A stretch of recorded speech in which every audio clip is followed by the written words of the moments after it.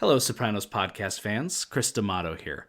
First and foremost, Happy New Year. Welcome to 2022. I hope it's a good one. I hope you find your happiness and success, hit your goals, and continue to listen to our podcast and share in this marvelous show and the love we all have for it together as we venture forth into the new year.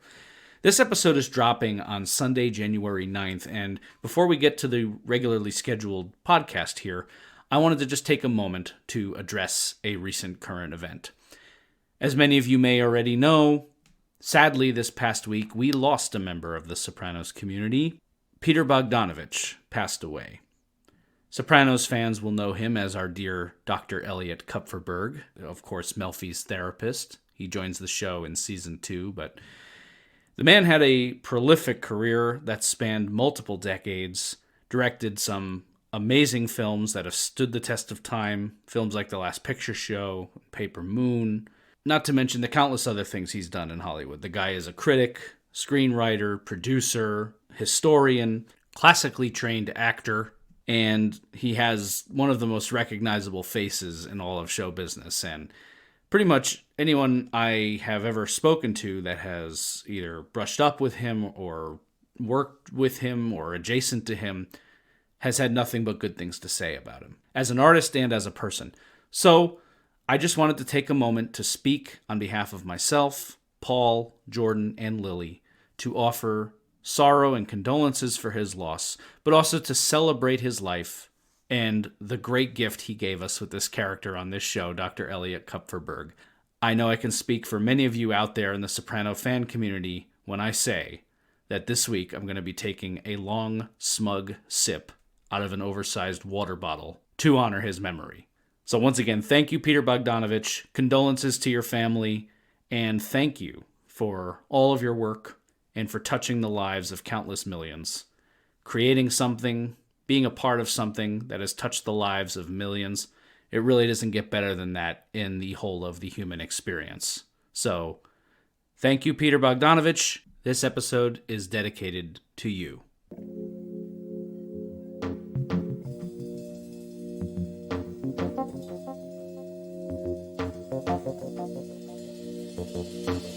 Sopranos podcast fans, we are cooking along in season 3, itching down the back half. This is Season 3, Episode 9, At Last, The Consequences. How can you trust a guy that can literally go fuck themselves?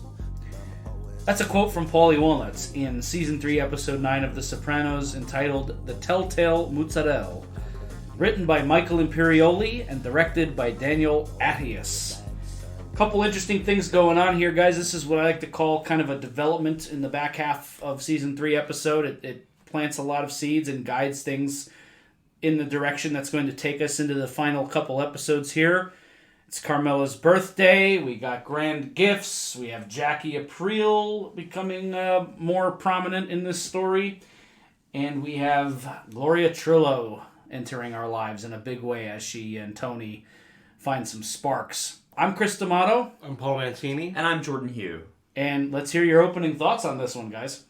This is an episode that I've slept on over the years. I don't think I ever considered it like a bad episode or one that wasn't interesting, but it definitely moves a little slower. It's got a methodical pace. Some of it is about the everyday, even in gangster life. But I have to say, over the years, it's become bigger for me and a kind of a favorite.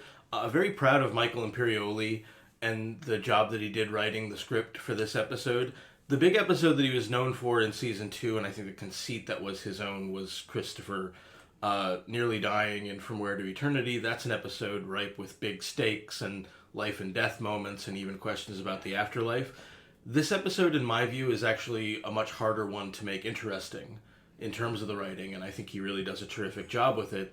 I think part of it, and I don't know actually if this is deliberate, there's a bit of a, even though this episode has very funny moments, there's a bit of a sense of menace that I feel around characters feeling like they're being judged, like they're being watched. This is not a new concept. We've talked about this from the beginning of the show. Someone, something is watching, but a person feeling watched almost is then the evidence of their guilt, because then they can't help but say, why are you looking at me like that, or what am I being accused of? This is, of course, the kind of menace that characterizes The Telltale Heart, the Edgar Allan Poe short story that we lifted the title from.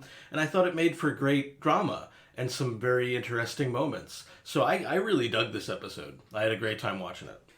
Good pull on the Poe connection, by the way, because as you know, Jackie's writing an Edgar Allan Poe paper in the episode. So Chris, I never should have taken literature of obsession. Definitely not. Nor flunked out of Rutgers, but we'll talk about that in another episode. Yeah. Jordan. There's a conscious shift in this episode from progression to development, right? This is an episode that, as you said, plants a lot of seeds for things that are going to come. And as a result, it's an episode that can feel a little laid back or a little bit more relaxed, but I think there's so much interest that is there. I really appreciate the characters that are forward in this episode. I really like that we get to check in with AJ in a way that's really meaningful. Yes. Jackie Jr. has become like the interesting character that isn't Ralphie, and now it seems like the show is like putting more of a focus on him for a bit. And of course the Gloria Trillo situation. These are a lot of things that have been running this time all along, and it's just interesting to see them in development. And it's interesting that the show kind of puts Ralph Cifaretto and matters relating to Ralph Cifaretto on the back burner for the time being, but they are looming. Right, so it's really well constructed. It's, as you said, it's nice development on the back end of the season, and as we know, though we will not say because we're a spoiler-free podcast, all this stuff pays off. So it's a really interesting episode to watch with really interesting characters in the foreground. Yeah, when people watch TV, they remember the boil, but turning the heat up is just as important, and that's what we get here. Yeah, because you don't get the boil without the heat. And the heat sometimes takes a few minutes, so this is one of those episodes that you think about season 3 as a whole, it might slip under the radar, but there's a lot of good shit here, and a lot of important shit here. Sure. It also just has a very good title. Yes. Telltale Moozadell is really cute. Yeah. And the situation that inspires that title, whether it's the reference to Jackie Jr.'s Poe paper, whether it is the pizza that incriminates AJ, it's cute. I liked it. I thought that was nice. Their best titles are ones that work on multiple levels, and this one does. Well, Toodle Fucking Ooh really stands out. I mean, but the show has great titles, by the way. Yeah. Oh, it really does. A lot of TV shows get too cute by half, or they're not as clever, but this one is great. We still are vexed in some way by I Dream of Jeannie Kuzumana. I still haven't figured it out. I still don't know. That's so funny. Still don't know. Happy birthday, baby. It's Carmela's birthday. That's how we open up the show today, and I gotta tell you, Lily and I actually paused watching this episode almost immediately. We had to figure out this ring at the very least is $50,000. This is a crazy expensive gift. Sure. Beautiful, either blue diamond or sapphire. I'm not sure if I think it has to be a sapphire because otherwise we're not talking $50,000. We'd be talking about the millions. Yeah. At that point. AJ comes in. I didn't have time to wrap it or whatever his excuse was. Brings her the Matrix. I love the line right up her alley. Tony says. Yeah. I can't even picture. Especially, we know a little bit about Carmela's taste in movies from her adventures with Father Phil in season 1. I can't even imagine Carmela watching The Matrix, let alone liking it. And then Meadow comes in, Day of Beauty. So we open this episode, last time we really spent significant time with Carmela, she was not in a good place. Yes. We know that in this arrangement, her and Tony have these gifts, this lavish lifestyle can sometimes be the key to her heart, for at least to smooth over some of the rougher water. So in a way, it's nice to see this. Yeah, we can and probably should acknowledge that each of these gifts really kind of serve the giver. That's also true. More than the person that is receiving them, right? A sapphire ring worth $50,000 is so ostentatious that it has to be because Tony is, of course, sleeping with Gloria. He's having an affair. He needs to make good on the surface here to Carmela to feel good about himself, to feel like the scales are somehow balanced in some way. AJ has gotten her The Matrix, a movie that clearly he wants to watch. Yeah. Okay? Well, in fact, at the end of the scene, he picks it up and goes off with it. There you go. And then Meadow has bought her A Day of Beauty that, of course, she will accompany. I put it on your card. Yeah, I put it on your credit card. Right. So Carmela has received effectively nothing. Yeah. Right. That's what she gets for returns. It's much like Adriana getting a club, which is not in her control. It's going to be... What happened in that story functionally is that the Soprano crime family busted a guy out and took his club. Yeah. She's going to run it. She's going to remain blindfolded, either willfully or whatever it is. But yeah, it's a great point. This episode is about, I think, gifts in part, and their the strings that are absolutely attached. And but the audience also, I think, gets that to a point. We know what the terms are of gifts in this world, at least a certain shorthand. So it's good that the first scene can be quick, because we all kind of get it. These gifts all have a self-serving measure. AJ, just as always, does it in the least artful way of anybody. Yeah. Because he is the least artful. Absolutely. Yeah, the waste management guy's son. Yeah, it's wasteful to the environment. I didn't even make that connection. That's very funny. That's why he thought of that. That's great. Yeah. Next beat, we get the start of this club storyline, the Lollipop Club in Long Branch, New Jersey, a little bit south of where I'm at. This guy is confronted with Furio Junta and this character Benny, and they are taking his club. He's in tears. You bet whether you had no over it. Another bust out. This is a football bet. This is Davey Scatino Part 2. We just haven't been privy to this character, and he's obviously not a personal friend of Tony's, but we saw how this works in season 2. The mob, you get into debt, the mob takes your fucking business.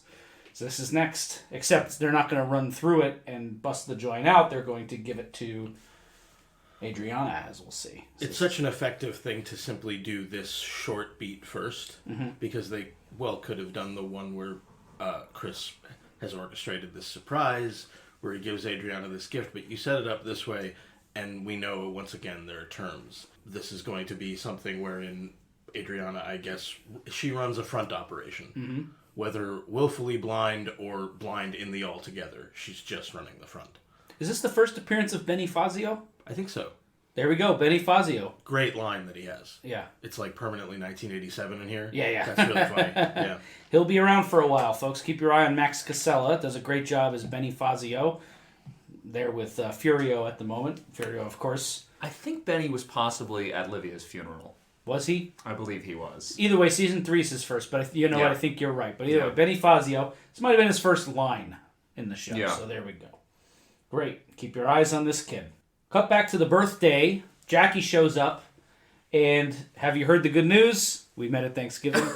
I love that exchange. Jackie comes in, and Jackie is, at least as we know better because we've seen Jackie in his element, but he shows up, he's very respectful, he's bringing gifts, he's supposedly, but again, adding to this theme that we've already established, he shows up ostensibly for Carmela's birthday, but he's there to take Meadow out. Of course. Right. Again, an offering for Carmela that is not. Yes, exactly. So it's like, oh, nice that he showed up, but that's not why he's here. They sing the most out-of-tune rendition of Happy Birthday I've ever heard, which is great, because, I think a lot of actors are musically inclined people, and that may be a detail that would go unnoticed on a different show. I had the same thought, and I know for a fact that half those people can sing. At least half, right? Jamie Lynn Sigler has a terrific voice. Tom Aldridge is a noted musical theater actor. Yep. They can sing, so it's a realistic rendition of the song, for sure. I've been in dining rooms where it sounds like that, and I just love that. They didn't let that go. They thought of that. Well, actually, it is kind of pretentious if you oversing Happy Birthday, is it not? No one wants to hear like a beautiful rendition of that song. George Carlin once had a bit of people. It was like, here's a list of people who need to be killed, and I think on that list was actually people who harmonized the last few notes of Happy Birthday. And I agree, George. I agree. Except for my dad, who does that, and I love very much. Much love to Chris's dad. Sorry, Chris's dad. What can you do? It annoys George Carlin. It annoys me. So I love this. I love this little moment. We get a little bit of life at the party here. Meadow and Jackie are hanging out together. Jackie's being cool with AJ. I think they're talking football here. A beeper goes off, and Hugh is like, he says something to the effect of, You people are all out of your minds. Just about all the technology and the beepers. I love this moment where Tony calls out Aaron about the alcohol. Didn't Jesus drink wine? And then Janice says, well, he was Jesus' tone. And then he points to the cocaine on her nose. Evidence, of course, that this will manifest itself later in this episode, or I think in the next one. We'll see. One of these upcoming episodes, that this Christianity kick with Janice is yet just another one of her enterprises. Of course. We go back to the Lollipop Club, Long Branch. I have to say, on one hand, this is a sweet gesture for Chris, because he didn't have to do this. He could just find some schmuck to run the club, and this is a nice thought. He knows that Aid would be into this. But I have to pity Adriana, because we know what kind of eye she has for talent and for people. Yes. And it's horrible. Right. So I don't know if this is going to be the best Jersey club since the Stone Pony. Well, but it has a name that is kind of a riff on the Stone Pony, right? Yeah. She ends up naming this place, what is this called? Crazy Horse? Crazy Horse. And then the first band she books is like Visiting Day Part 2. It's like not a great band either. Miami Relatives. Miami Relatives. Good lord. Right? They're fine. I don't know. That didn't actually. In that scene, you could actually see them checking in with Hesh. Like, what do you think of the band? Not so much.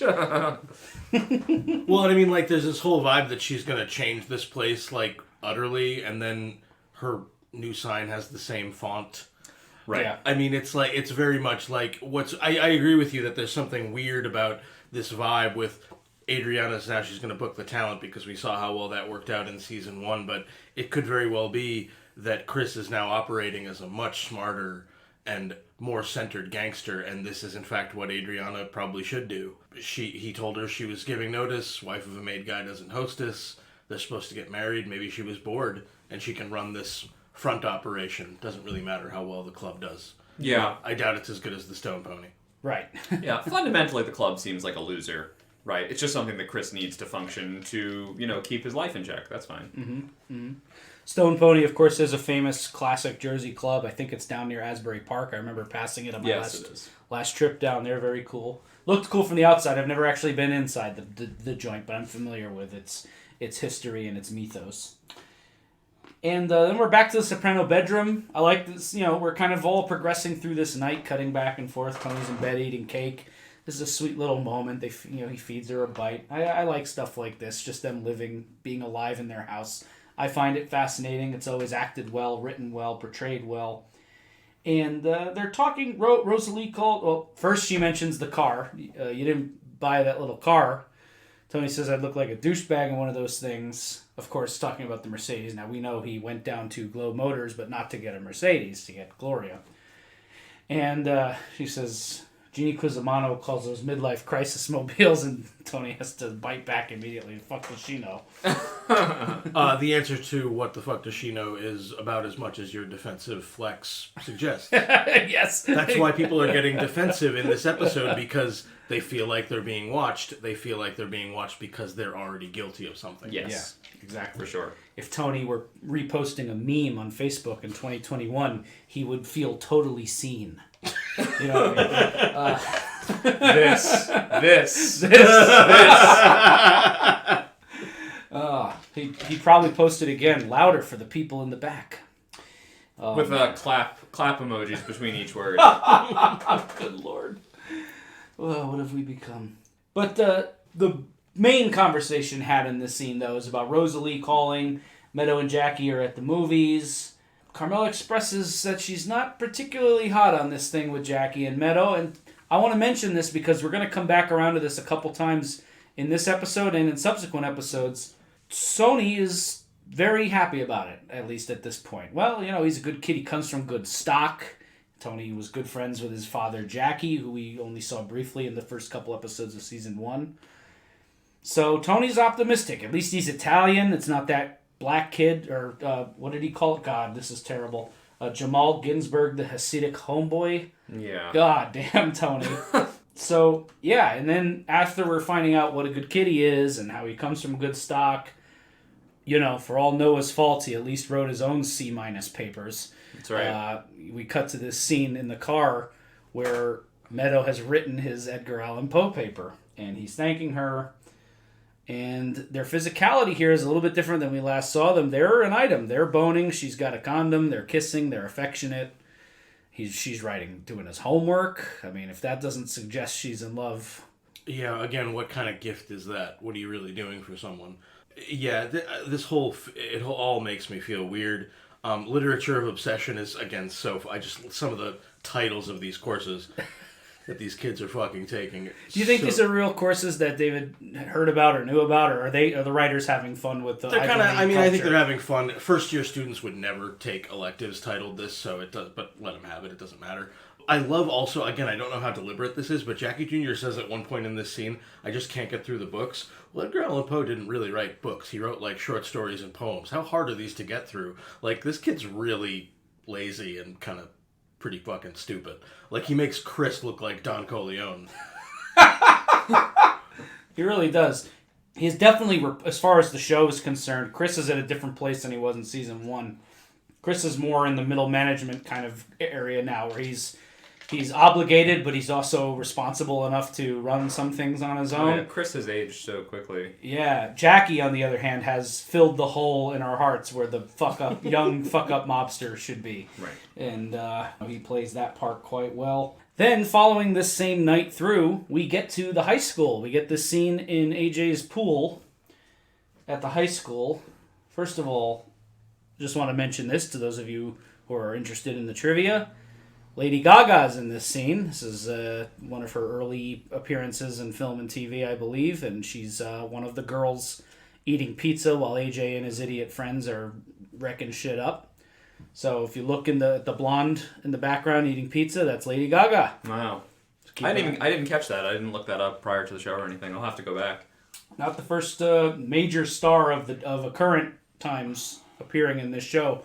I don't know if we mentioned it when we recorded our episode, but it blows people's minds that Michael B. Jordan is one of the little kids harassing young Tony when he gets off the bus in the episode Down Neck in season 1. Yeah. So there's some big stars in background appearances here. Not the last one we're going to get to. I think there's a surprise Lin-Manuel Miranda appearance in one of the later seasons. Can't wait for that. That's a funny moment. But anyway, no spoilers. They're basically being morons. They're out after midnight. They're broke into the school, and then just start ripping shit up, breaking the trophy cases. They're not only dumb for doing this, but I wrote, you're assholes, you're all running around in bare feet, and there's broken glass now all over the floor. I'm truly an adult. I'm a man in my 30s now. That's what I see when I see a bunch of high schoolers being irresponsible. I thought the same thing. Absolutely. Yeah. Yep. So they're idiots. Then we get to the Soprano house either the next day or maybe a day or... Yeah, no, it's got to be the next day. Jackie's kind of coaching AJ outside. He's smiling. Jackie is showing, at least to Tony, his nicer side. And to Meadow as well. Yeah. He's coaching AJ out back. Meadow's talking about wanting a car. They have a little debate about cars. They have to fucking keep slipping in how awful Davey Scatino's life is. He's in a mental health facility out in Nevada. And Eric is... did they give us an update on Eric or just a couple episodes ago, I think it was... they mentioned that Eric... He's doing a lot of the first drugs, episode of season 3... He's at Montclair State and he's on drugs and he hates it. Yeah, so that family's totally ruined. Yeah. Yeah. Generations of that family are fucked. Right. From what happened with it. They're not letting you forget it either. That's what's so funny. I love that. In. I wrote Jackie's being a good boy here. Jackie is being the best. This is the best, other than having Meadow write the paper for him, which is irresponsible and not necessarily speaks well to his character at the moment, but it's not as bad as it could be based on what we've seen of this guy. So he looks like he's at least making some kind of half-assed attempt to put his best foot forward here. Yeah, he's also his dialogue about football, about how to play, is good. Yeah, he sounds competent. He sounds confident. He sounds like he knows what he's talking about. This was maybe where he should have been steered. Not that he's like trying to go into the medical field or try to be like this big college guy. Yeah. He has knowledge that is valuable. I even thought, I was like, he could coach kids ball. Mm-hmm. He could have a life like that. Where's the role model to try to assess his actual skills? I think this happens, unfortunately, a lot with kids, where expectations are placed on them. Yeah. And, I'm of the belief, I'm not one of these like, everybody's special kind of people, but I do believe that everybody has something they're good at, or something they at least give a shit about. And if you give a shit about it, you're going to get good at it. And I think too often kids are steered away because of something that parents see for them or want for them. We're going to have, I think, a little bit more insight on this shortly in the series in an episode or two. But as far as like why Jackie is going to medical school, I don't know. That feels like something that was maybe expected of him or asked of him. and it's just not a good fit. And it's a shame that nobody in his life, even Tony, who has taken a mentorship role, is able to steer him in a direction that isn't gangsterism, but also not fucking med school. Yeah. It's not for everybody. There's a very small amount of people on Earth that would get through med school. It's not easy. Yeah, this scene is interesting. I had thought of that a bit too, and how also I think AJ is having trouble in this episode living his life and communicating directly with people, but he seems to have a good shorthand with Jackie. Jackie's a bit of a younger man. He does give him this good advice. But yeah, it's just, there's difficulty in what has been expected of Jackie, and I think in terms of some of the role models that he's having now, even Tony, because of the image he cuts, is a very complicated and difficult role model to have. The other thing that's interesting about Jackie's advice is that he says once the quarterback exposes these habits, he's fucked, which is what happens in this episode. People fuck themselves. They keep exposing what they're doing, and it gets them in trouble. Jackie is another Telltale Moozadell, essentially. He keeps fucking up, and it's right there in front of you. Jackie also has this mention in the speech to AJ about the quarterback. If you look into his eyes, you can tell what his intentions are, what he's going to do. There's a huge bit of business in the Telltale Heart about the gentleman's eye, the person who is killed. The bullseye lantern shines on that one eye, is the eye that offends the killer, the narrator of that piece. So they keep doing the crossover connection to the Poe story, which is nice. That is nice. I should have, if I were a responsible podcast host, I would have read that poem again before doing this, but I didn't. Well, but you are not responsible, so. Well, that is the conclusion. I am the Telltale Moozadell. He is. This pie fit a pattern, sir. A wall of pride. What kind of animals? I've always loved the way that actor delivers that line. He's so overacted. He's so it's so serious good. about it's it. So good. And Paul, I'm going to turn you loose because I happen to know next scene is one of your favorites in the whole series. Let's talk about this pizza parlor interrogation. A little bit of trivia, by the way, and I don't know if you know this or not, Paul. Maybe you do because you're a fanatic about this scene, as I am. These are real cops, by the way. They didn't go to like a casting director for them. This was like they got real cops in the area to do this because they wanted as much authenticity there as possible. But this pizza scene is about, I want to say this is at the line of ludicrousness that The Sopranos can approach. Sure. Any further one way or the other and it would have flopped. Right. This is right where it needed to be. The fucking older guy, you don't find any bacteria in here. My pizza never hurt nobody. The cops are so serious too. They're determined to find out who did this. They probably caught a real earful from the super serious principal. And they want to get this over with and go on with their day. But they're treating it like they're tracking down the fucking Zodiac killer. This pizza fit a pattern, sir? So funny. Paul, what do you make of this ridiculous fun scene? I feel the same way. I think it's right at that line. Though I considered that, I guess you could consider it like a bit too big or stereotypical, but walk into a pizza shop in Jersey and see how far away from this it actually is. It might be closer than you think. Yeah. A lot of older Italian guys that certainly we remember from our families would threaten to put their foot up your ass if you messed with them. And it's very fun. I love that it's like self-consciously this overwritten dialogue. Sir, what's that? Word to the wise. What's that, sir? Boom, boom, boom. Yeah. The rat-a-tat, which is good. Again, it's shorthand. You don't need... And there's really good storytelling because once the cops make the implicit threat and the camera zooms in, you just cut to the next scene with AJ because the name that they didn't want to say was Soprano because he's a fucking idiot and he ordered the pizza in his own name. So, I love it. I love this storytelling here. It's very fun. The guy is hilarious. The father is really funny. Yep. Did we catch what the order is? The custom job? What is the order on this pizza? Double meatball, I remember. Yeah, double meatball, extra cheese. Oh my god. Extra mozzarella. Extra mozzarella. That just sounds delicious. It is the Telltale Moozadell. Yeah. And there's no bacteria. Yeah, I think there might be one other meat on there, like sausage or something, or pepperoni. I don't know, but yeah, no, it's a meaty pizza, extra cheese. It's a custom job. This must be AJ's order. Yeah, what a dumbass. He's caught. He's being grilled in this next scene by Carmela.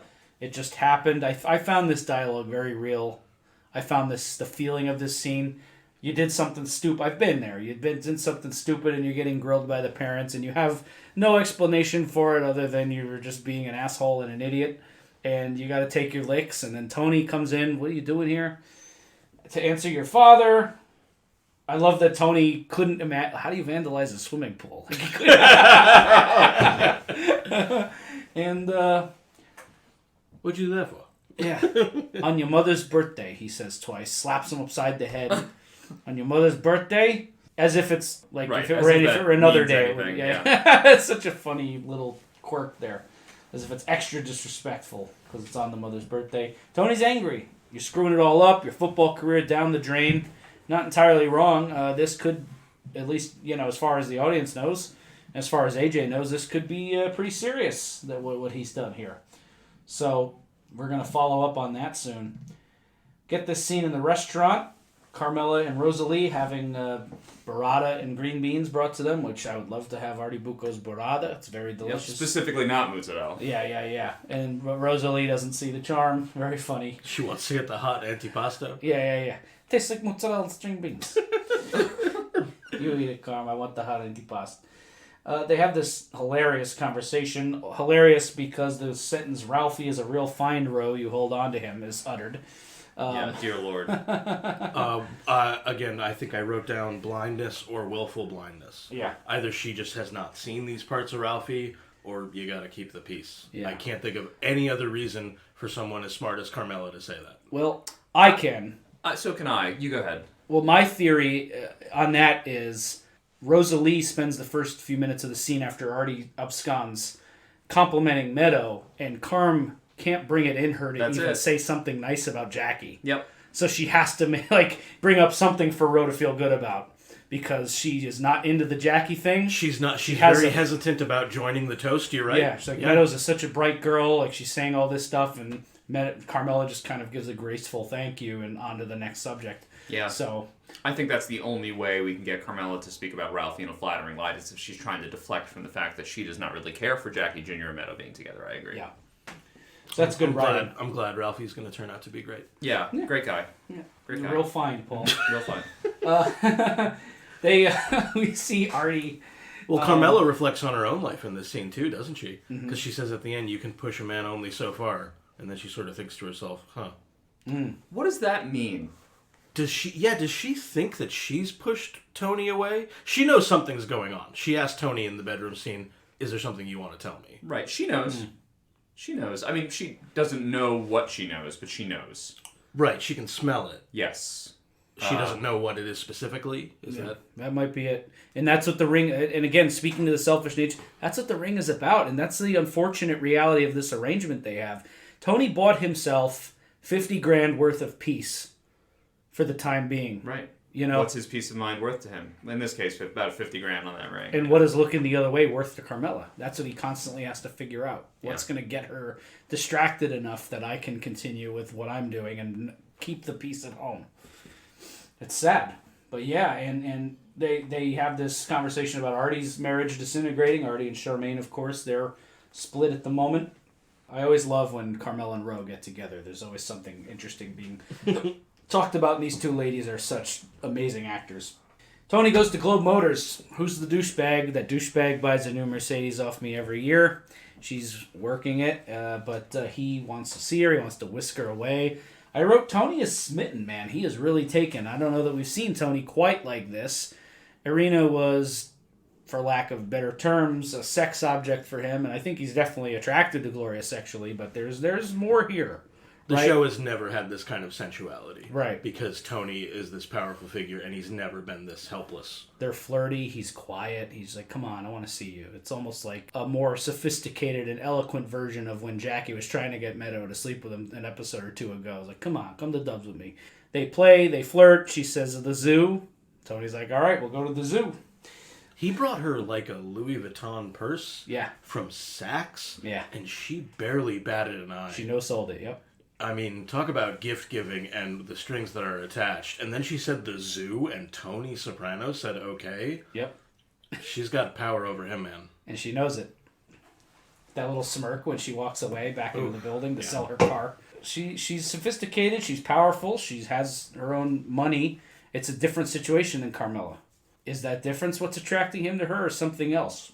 Maybe I think more will be elicited as we go. But sometimes in these Gloria scenes, Tony almost seems like a little out of his element. Not that he listen. Of course, he's very attracted to her. I agree. He sees something more here. But also, I think he doesn't know quite how to handle her yet, right? I think he's trying to figure that out. He hasn't figured it out yet. I think with a different girl, Tony would have been like, the zoo, what are you fucking kidding? No, we're going here. Yeah. But he lets her take the reins a bit. Yeah. It's an interesting dynamic. We're back in Satriale's. We get this hilarious thing, the scene that we got our pull quote from. Tony and Paulie are watching something about snakes on TV. And Paulie, of course... Paulie's one of these guys who's like, he's the expert on whatever it is he's watching. You watch a show with him, he knows all about it. So he has... Even if he's completely pulling it out of his ass. But very funny. It's why somebody you don't trust you call a snake. How can you trust somebody who could literally go fuck themselves? And Tony suggests, well, you think that would come from the Adam and Eve story? And Paulie says this ridiculous line: snakes were fucking themselves long before Adam and Eve came along. Oh, of course. And then the meat of the scene occurs with Tony and Jackie. The message here, all the dialogue aside, and maybe Jackie actually gave more than a cursory glance at the paper Meadow wrote for him.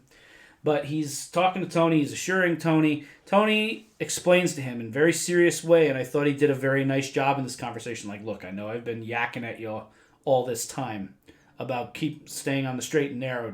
I want the best from you. But this time it's different. Now you're with my daughter. And he means it. What do we make of this? And do we think Jackie gets the message? I think we can perhaps infer that Jackie hears the message, but will likely not follow through. Nothing we know about Jackie as a character indicates to us that he will make good on what Tony swears him to. Jackie clearly wants to be part of this gangster life. And I think we're starting to believe now that his wooing of Meadow might be more about that than it is about really wanting to be with her, and that's really sad. Interesting. I think that's a very astute observation. I think this scene is funny and interesting and depressing in a way because it seems like it's more of Jackie kind of shining Tony on, essentially, even though Tony is saying sort of explicitly, like, this is different and I'm watching. I'm going to be very protective over my daughter. Jackie, among the things he lies about is that he got the A when it was Meadow who wrote his paper.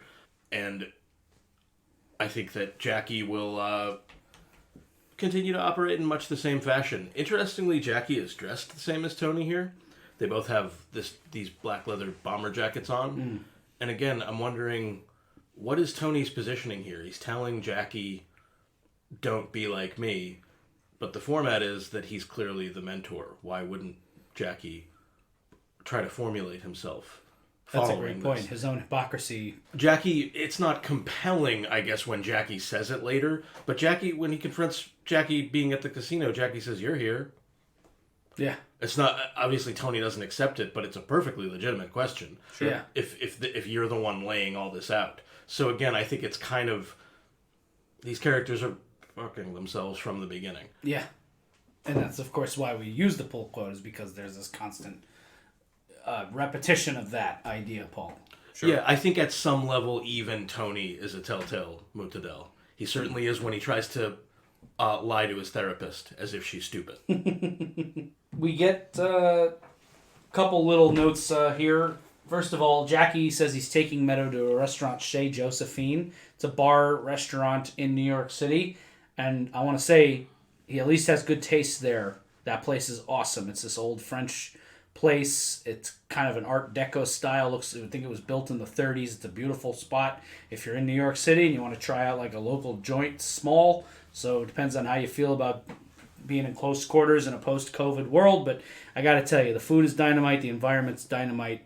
Check out Chez Josephine. So a little free plug there for them because I've been there and I love it. And Tony tells him, keep your father in mind. And we cut into the next scene.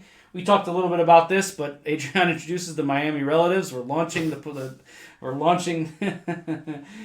Crazy Horse, and this fucking shot of the crowd. Yep. Did you see it? Artie Bucco. Bucco fucking living out his midlife. Hanging out with the 20-somethings out there in the crowd. He's got his earring in. Yeah, He's just like bombed out of his mind. Like, yeah, he's vibing the music. He's dancing.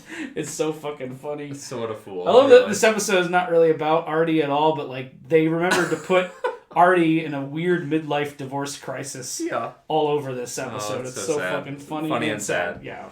Which is Artie Bucco in a nutshell. Paulie and Hesh are there. I love that they did just another great touch. I love that they can't hear a word they're saying to each other. So neither can we. Yeah, exactly. Very realistic for that kind of place. You have to be in somebody's ear to be heard. Hesh, Hesh doesn't like it, but he's being polite. Paulie hands her a nice envelope. Very, very cool. So the Crazy Horse, we are here. This guy, Matouche, in the bathroom is selling ecstasy. Furio comes in, and we know what that means when Furio comes into a room. The hammer. Yes. I love that they've done this so smartly with Furio, by the way. And we've seen it several times this season and last season. The first scene he comes in season 2, or the first episode he comes in, we saw what he did at that massage parlor.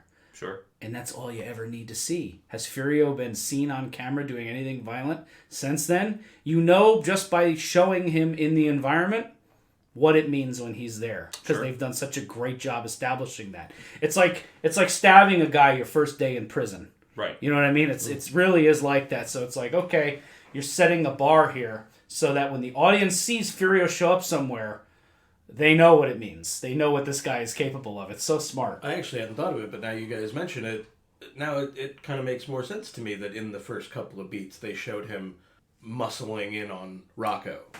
When Adriana got to the club, they were sort of all smiles, but before she got there, Furio is crowding in on him, invading his space. The end of one scene is him saying, "You got a problem with us?" And the scene ends, and I was like, well, I guess the answer is fucking no. Because if that guy was in my face, I'd be like, no, whatever you say. Yeah, exactly. So funny. We're back now we're at the zoo. It's time for the zoo. They are at the Bronx Zoo, I believe they mentioned. Of course, Turtleback would probably be a little bit too close to home. They're having this lovely little date here. They're talking about gorillas and threat behavior. The Malocchio, they're innocent, but they can innocently maul you into a million pieces. Tony's kissing her. He's kind of touching on her neck, and he stumbles upon this Tibetan talus here. And he says, I knew it. I knew there had to be something. They have this fun exchange about religion. My sister was a Buddhist. She's a fucking whack job. Oh, so I gotta be a whack job, too. Yes.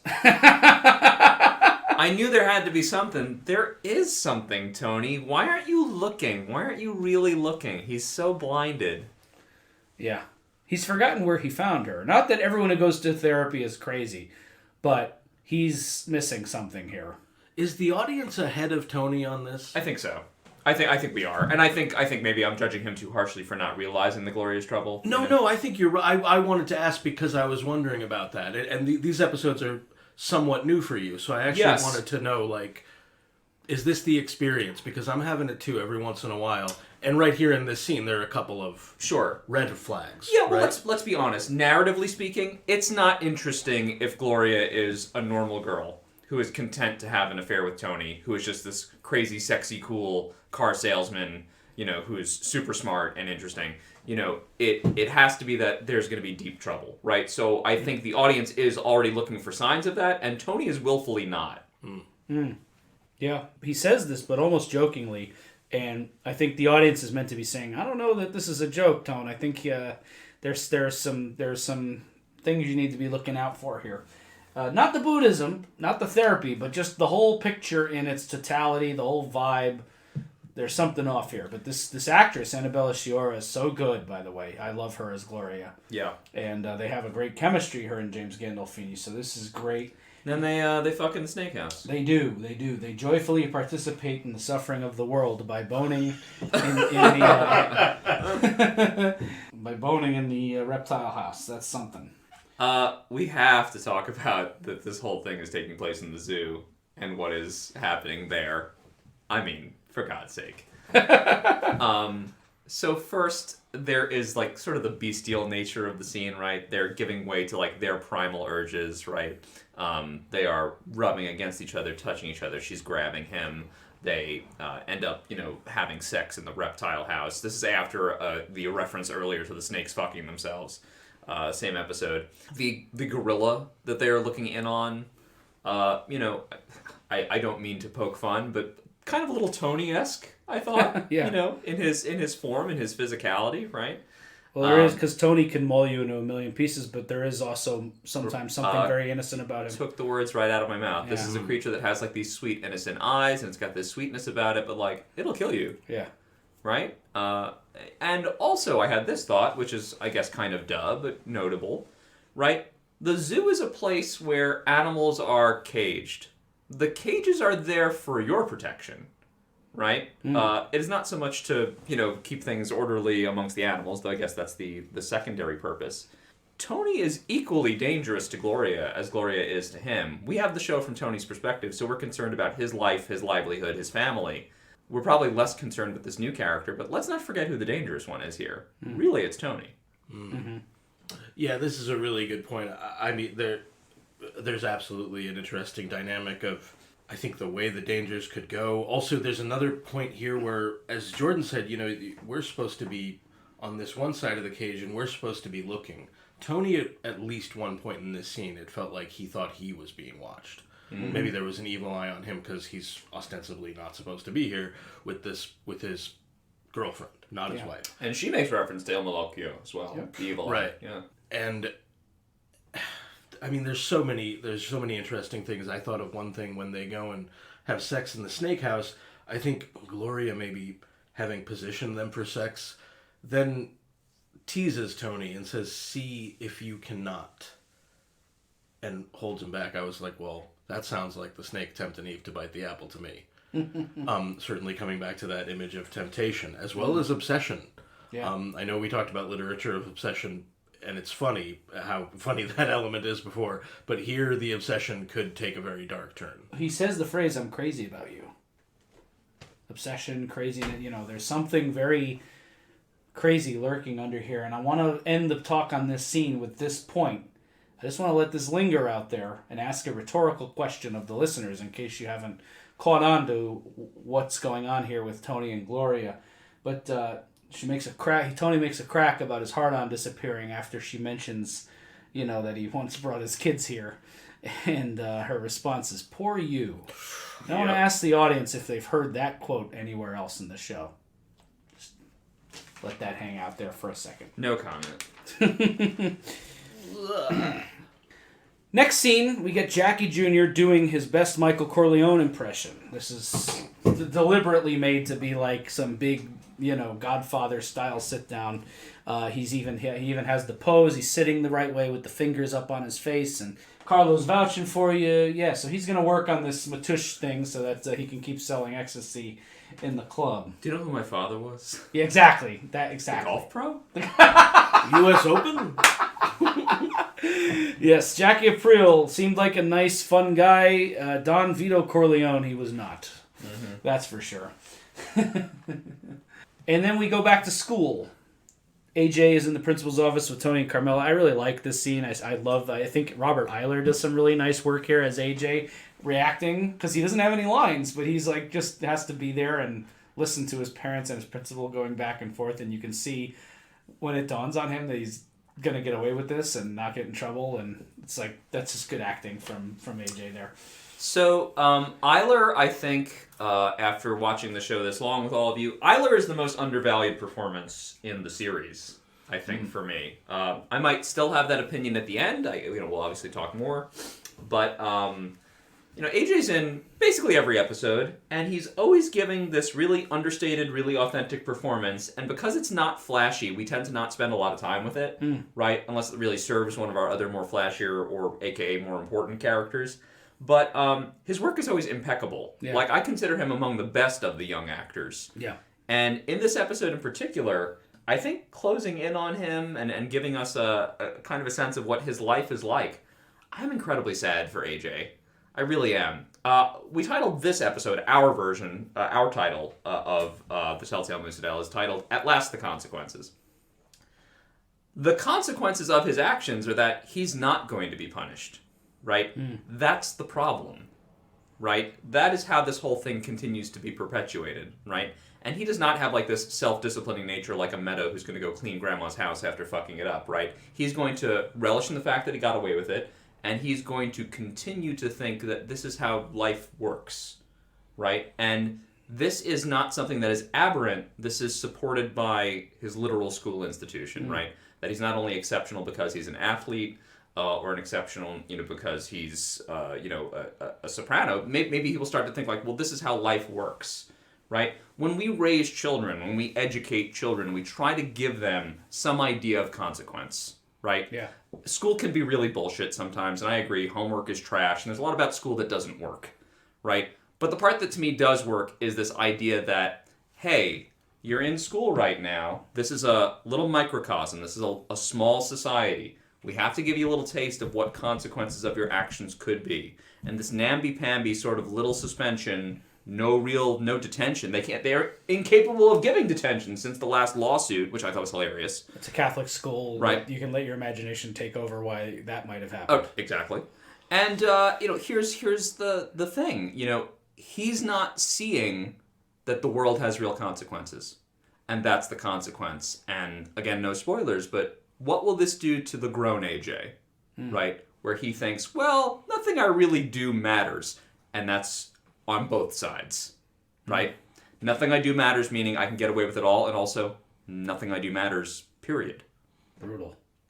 Brutal stuff. Wow. Very well broken down, Jordan. Yeah, very well done. And I think in that respect, it made me, actually, even though I've seen this episode before, it made me very sad and frustrated, I think, with what's going on with the bureaucracy here and what the school isn't doing. It seems like another gift that's not really a gift. It doesn't actually fuck AJ over in this respect. They give him the stay of execution, but it's about them winning the football game. It's another self-serving. Yes, I couldn't put it better. To what you said about Robert Eiler's performance as AJ, I think about it sometimes as an actor when I'm trying to assess these more understated performances.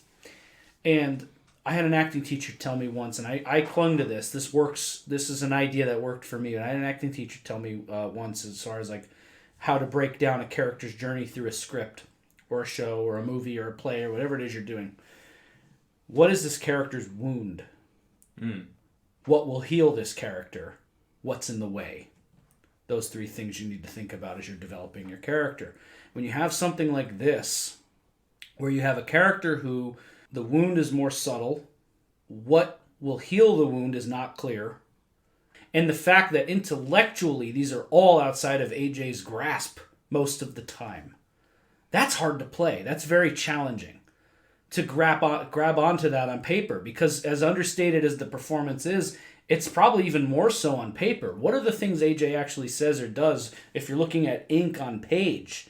And for Robert Eiler to do what he does with this role, with what he's given, is just really spectacular work. And I think it speaks exactly to what you said, Jordan. So I agree. I think he's one of the more when you think about great Sopranos performances, I think he's one of the most underrated. He's super undervalued, and I still agree with how you put it. I mean, it's just, what's in the script for him? I mean, it's, AJ's quiet.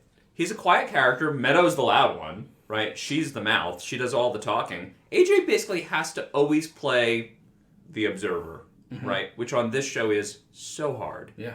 I really enjoy his performance. It was something I was really noticing in this episode. I'm glad we took a moment to mention that, because I agree fully. I love Robert Eiler's work. I'll have more to say on it, but I want to stay away from spoilers. Some of the stuff he does in the series as it goes on is not only great, but I feel a very personal connection to it. So. Great. We get the scene with Melfi and Gloria. She seems happy as a clam. Had a dream of lighting a torch at the Olympics. Have we ever seen her in her own therapy sessions? We have Not in a session. We saw her in the outer office with that mix-up where Tony and her met. Wow. But never in the office, so she's all cozied up. It's weird to see someone else in that chair. But this whole thing is meant to be off-putting and weird for everybody. And I feel for Melfi here. She knows. She's no dummy. She's trying to get Gloria to be honest, and she has the temerity to bring up the man she heard in the background, who I have to assume that she at least thinks is Tony. And Gloria, rather than admit it, just gets defensive about it. Then denies it and then gets defensive. I'm kind of offended you put it that way. And we get this. If the audience wasn't catching on to red flags before, we get a big one here. You came to me after your suicide attempt, after your breakup with Barry. Yeah, that's... She told Tony, serial killer, I ruined 7 relationships. So something's going on here that we are not privy to. And how similar to Irina, right? This has to be right in our mind, right? Yeah. Who herself was a suicide attempt. Yep. Depressive personality. So big red flag here for us. And Melfi, perhaps against her better judgment, or perhaps just to de-escalate the tension in the room, says, fine, I'll believe you. And then we're out. But we're going to come back to Melfi's office shortly. Right. Also very well acted. Fine, I'll believe you. And in saying it, I know you're a fucking liar. Yeah, exactly. Right. Yeah. That was absolutely the subtext of that. I like this very short moment here of Silvio schooling Chris about bars and running bars and performers, and whether it's tits or music, it's you relying on them to bring the customers in. It's a cool little moment. Jackie comes in, sees Chris. His status couldn't be any lower here. He takes a seat that's not his and Chris offers makes a move. Chris a drink that he doesn't want. Yeah, exactly. It's Chris like, you is don't just, belong here, dude. Nope, get the fuck out. We have a little colloquy about the difference between a sit-down and a chat. Now it's okay for a chat, not a sit-down. Jackie, of course, may not know the difference. Chris lays it out very simply. No, I don't want X in my club. I also want to say I think Chris has really learned Yes. since his time with Matt and Sean to be very wary of these younger hangers-on. Yep. Right. Yes, and very good pickup. he's learned to play the hi-hat. Right. Just, I'll let you talk to me a bit. As soon as I'm on to what you want to talk to me about, get the fuck out of here. Mm-hmm. Right. He's also been told this kid does not get involved. Right. But now he's taking those orders, right? Yeah. It's Chris has really matured. He has. And keeping his eye on the big picture here, which is something he even had a problem with sometimes with Matt and Sean. They were stealing cars from the stock brokerage. Tony's like, this is a multi-million-dollar scam. What the fuck? And he just tells them to steal cars somewhere else. This time he's like, no, this is ecstasy. They have federal task force now. Ecstasy was really big in the club scene in the early 2000s, and it was getting a lot of high-profile arrests and carried a lot of very stiff penalties then. I'm not sure if it's still that way, but so he's like, no, fuck no, I don't want it in my club. And then he says, it would mean a lot to me as a favor. But Jackie, because he's being kept from the life by Tony, has nothing he can offer Chris, and I'm not sure Chris would want it if he could, because as you said, Chris is very wary of these strap hangers. So he's just like, you got a lot of balls, you know that? And tells him off. And then Tony comes in the door and Jackie has to duck out before he's spotted, to the point that he actually goes out an emergency door to get out as fast as possible. And then he lies to Matush just to save face. And again, more quotes right out of The Godfather. In time, everything will be revealed to you. And Matush is just like, okay, all right, I'll just sell it outside the club, not in the club. AJ is stepping forward. I like the way they shot this with Tony and Carmella kind of static against the counter and this camera push in on them as we follow AJ coming down the hall. He's about to receive his home sentence. He is grounded for a month. No TV, no computer. He's got to get the typewriter. Tony tells him to clean out the garage. Jackie came over and did that. Again, more Jackie pretending, but we see what's really going on with Jackie. You ought to take a few lessons from Jackie Aprile. Get your act together. Wow. Yep. Jackie Aprile, the drug dealer, the wannabe Michael Corleone. And then this sad and hilarious moment where AJ just doesn't know what a gutter is. Just doesn't know what it is. That's crazy. That's how spoiled and rich this kid is. Yeah. He just doesn't know what a rain gutter is. And Tony actually had, there's a moment, you see the moment where Tony and Carmella look at each other like, he's not like dicking with Right, us. yeah. If for a moment you're like, oh, he's being a fucking wise ass, Yeah. and then you're like, Right. oh, legit, AJ doesn't know what a gutter is. Never mind. I think Tony sort of shakes his head and grabs his shoulder and says, come here. He's going to show him. Yeah, Take him yeah. outside and show him. But, yeah, I mean, you know, yeah, is this a punishment? Yeah, is this something a kid his age is going to be annoyed with? Yeah, but he'll get through this. He'll get around it. I have no doubt his being grounded isn't going to last a month either. No way. It's a nothing sentence, right? Again, Yeah. these consequences are nil. Yeah. Really, it's not the consequence that he needs. Mm-hmm. Right? He'll get a different consequence later in life as a result. Yep. Speaking of consequence, Matush gets absolutely brutalized by Furio. We're going to take a walk. I gotta say, I think this is so funny. It's 95% Jackie Jr.'s fault that this happened. Yeah. But I love that he said, don't deal it in the club, go outside. Matouche is in the parking lot right next to the club. And they just grab him then he tries to name drop Chris. I love it. Yeah, Furio. So Matush is in the hospital. He's all busted up. Did you tell him? Did you tell him I talked to you or whatever? And like Matush says, I did exactly what you said. I don't think they like you. Can you give me the thing? Should get the nurse to help you. So Jackie's just such a shit. Maybe she'll be fine and give you a cheap thrill. God. So Jackie's just completely failed enterprise here with that whole situation. Poor Matush.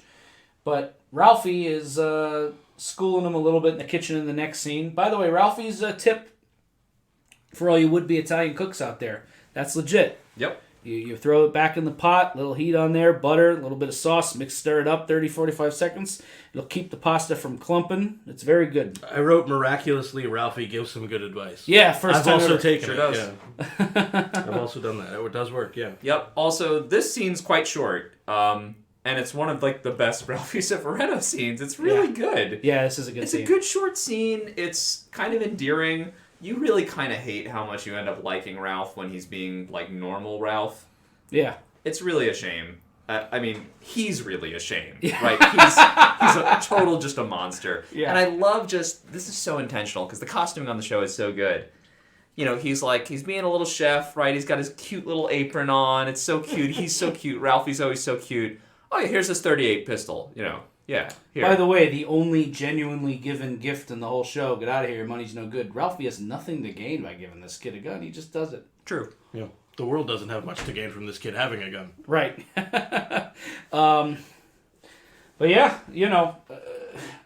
fun scene, and yeah, Ralphie gives him a .38. A great gun, but not one that Jackie should have at all. And then we get this, the latest Tony Gloria date. They have some kind of swank hotel room, it looks like. Gorgeous. Yeah. Palatial And, hotel room, yeah. Yep. This is has kinda to be- like It's maybe- got to be the plaza or something, right? Yeah, this is maybe where this is what he wanted to do in the first place. I'll take you to the Sherry Netherlands. Yeah, there you go. So they went to the zoo Yeah, first. And now, yeah. And they're dancing, and she's like, I don't expect anything from you except kindness. They're Liar. flirty. Liar. Just right. not true. And, What are the terms of the kindness? Right.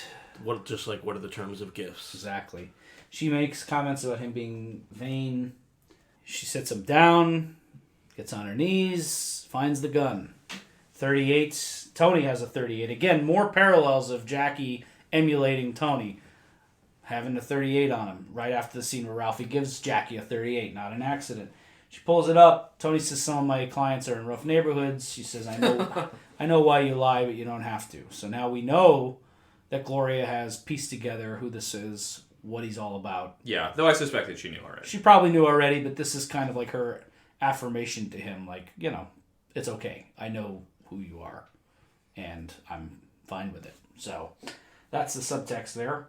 Her holding this gun holds a much higher tension than it would if we didn't just find out that she had a suicide attempt in another relationship. You know what I mean? So I think that extra tension of this person has some at least potential to harm herself, and who knows what else, is now holding Tony's loaded gun, which they, again, make a point to iterate.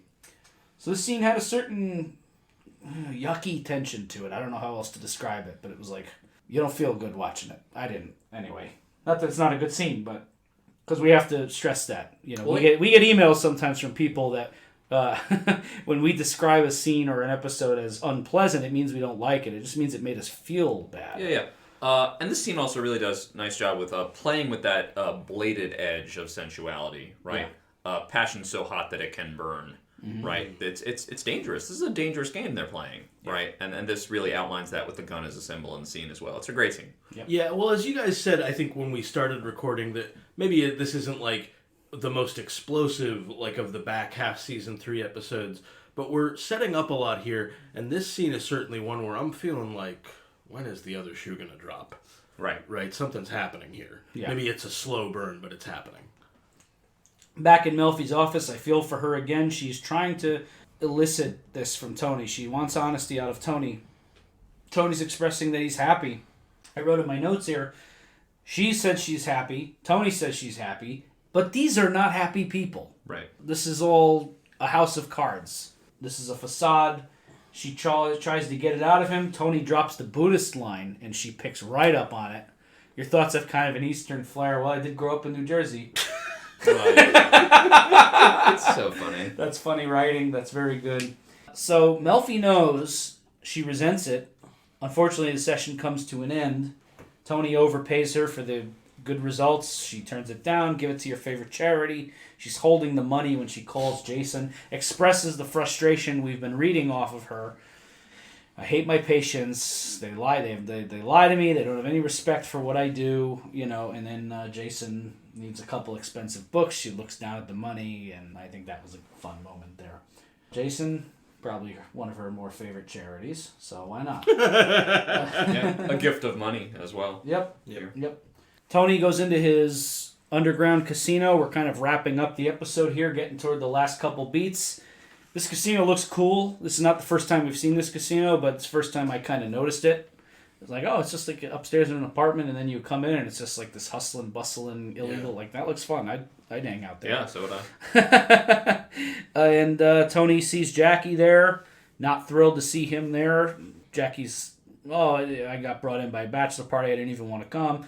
Tony tells him, get the fuck out of here. And one last smarten up. This is the first scene they have together after Tony tells him, I want the best from you. So he's not happy to see her. Can I just say something very briefly about the way that the scene starts? I'm sure you guys noticed this. Tony comes up behind Jackie, I think when he's playing blackjack. And Tony and Jackie can feel that there's a presence, but he doesn't know it's Tony.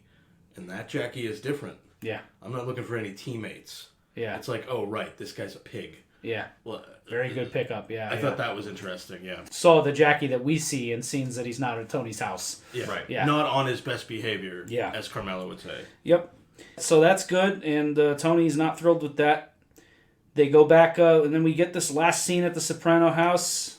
This is a fun moment because Carmela, from earlier on, the first scene in the episode, Tony and Carmela have swapped positions. Carmela's like, hey, you know what? Jackie helps out around the house. She's seen him helping with AJ. She saw him clean the garage. He's taking Meadow to go see Aida, which I loved that little mix-up. Aida, of course, was a Broadway musical that was running at this time, Elton John musical. Mm-hmm. And he brings her in for some culture. I gotta say, as long as her school performance keeps up, this could be worse. And we get this lingering look on Tony's face that suggests he's kind of starting to have some reservations about this Jackie Meadow thing.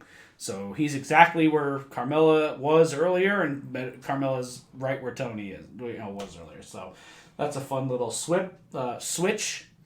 And then we just get played out as the music kicks up, and we just see some leaves falling. AJ's cleaning the gutters, and you hear the knocking and walking on the roof, and the leaves fall, and we're out. Any final thoughts on the Telltale Moozadell? I think a deceptively simple episode. I think it has a lot of complexity and a lot of emotional complexity, and it's one of the episodes that, because it's a setup episode, it has a lot of value that doesn't pay off until later. I will say it's a particularly interesting setup episode. Mm-hmm. I was really invested in this, and I think it was almost more fun to be titillated by what the episode is teasing for the future than it is just see those things pay off immediately. Because we are now, the stakes are raised. We're really brought up to this high level of intrigue. What's going to happen with Jackie Jr.? What's going to happen with Gloria? We're really looking to the future with, like, okay, things are becoming less staid things are becoming more tense. And we're now familiar as viewers of The Sopranos going into this part of a season to know that, like, okay, we're right at where this thing turns. And this episode is kind of the fulcrum for that, right? It's kind of the last thing before a big push into some more madness. Yeah, I couldn't put it any better than Jordan in saying that I enjoyed being titillated in this way of being introduced to some new storylines, some new threads, continuing on some old ones. Even that ending image of, as you said eloquently, Chris, they've seemingly switched places, and now Carmela's feeling pretty good about Jackie's performance, quote unquote, and Tony is there with this, he has to sit with this secret knowledge that you see on his face. And they both sit there and eat quietly, and then we see the scuff coming out of the gutters, and it falls down, and I was like, again, like, even as this episode is fading out, I'm waiting for the other shoe to drop. So I'm ready to watch next week, you know. So I thought, it was very effective. Yeah. Yep. This is the tranquility and the domestic nature of their life that is constantly threatened by whatever else is out there. And that threat is growing, and there's definitely a beautiful unease underneath all of this, and I love it. This was a great episode. Michael Imperioli as writer is 2 for 2. He did From Where to Eternity in Season 2. All-time classic as far as I'm concerned. And then a very, very well done kind of mid-season episode here. I'm mentioning this because Michael Imperioli has a very controversial episode coming up as far as his writing is concerned. So we'll talk about that when we get there, but I just want to make a note that Imperioli, as far as writing on the show is concerned, 2 for 2. Great job. Fun episode. We're here. We're about to get into the double-digit episodes, 10, 11, 12, 13, so Season 3. It flew by, guys. I feel like we just started. Always goes by so fast. But anyway, we'll see you next time for a Sopranos Christmas special. I'm Chris D'Amato. I'm Paul Mancini. And I'm Jordan Hugh. And we'll see you. We're going to deck the halls with Sil and Polly next week. Put my foot up an ass.